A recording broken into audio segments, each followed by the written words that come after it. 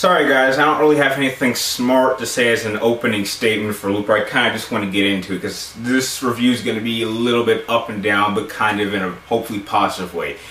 Looper stars Bruce Willis, Joseph Gordon-Levitt, and Emily Blunt, and the story to Looper takes place in the future. Apparently, if you've seen the trailer, time travel will not be invented for 30 years, and apparently the mob in the future, when they want to get rid of someone from their time, they just send them to the past, where they have guys called loopers, which is what Joseph Gordon-Levitt is, and they basically take out criminals and dispose of the evidence, and they basically go from existence.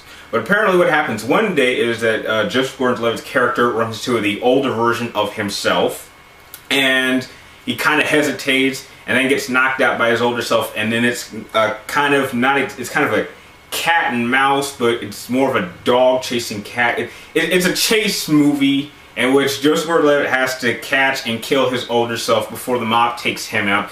And that's really what most people will think going in, is it's going to be your typical, this guy has to hunt down this guy, but there's actually much more to the story, and much more, there's many more elements thrown into the story than simply he's trying to hunt this guy because that's his job. I agree with what most people have said, that this is actually one of the rather more interesting, well-told time travel stories, because time travel in movies is really hard to do because you have the whole thing of changing events and time paradoxes, and how do you sort of the science into the point where it works but it doesn't confuse the viewers.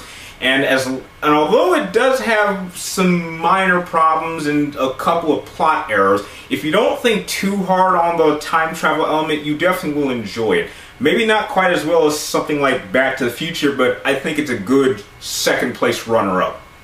One of the better elements is the acting. I definitely thought that Joseph Gordon-Levitt definitely has a lot of talent, and he did a very good job at trying to portray a younger Bruce Willis. However, I think personally I had somewhat of a problem with the scenes in which they're interacting, and the only way I can describe it is this: he didn't really look like Bruce Willis, because I'm sure many of us have seen Die Hard, so we know what Bruce Willis looked like 30 years ago when he was about in his 20s. So I know what Bruce Willis looks like, and although the makeup is really good, definitely does not look like a young Bruce Willis, so it did throw me off.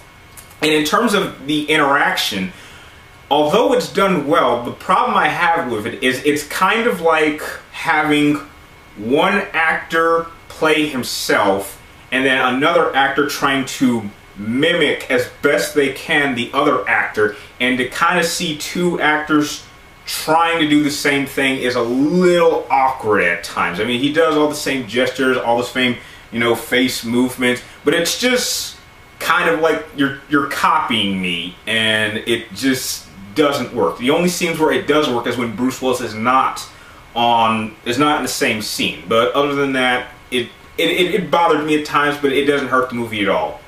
And I really thought Emily Blunt's character definitely added kind of a little bit of emotion to the story, and by the end you won't be sad, but it'll definitely be a different type of ending than what you were expecting from the end, because the ending was definitely something I did not see coming, or I thought I would see in this particular movie. And I'd like to give real props to the director, because the actual directing innovations done in this film are really some of the best I've seen in a long time. I haven't seen a movie quite filmed this way, or as interesting, or used the effects done this well since Inception. This is kind of like, if Inception had a child which was trying to be as innovating as Inception, then Looper would be that movie. So as you can tell, it was a very good movie. I did have a couple of problems with it. It's not the greatest science fiction movie I've seen of all time. It's definitely one of the better films I've seen all year, and I would give Looper a solid 8 out of 10. Definitely go check it out if you haven't seen it already.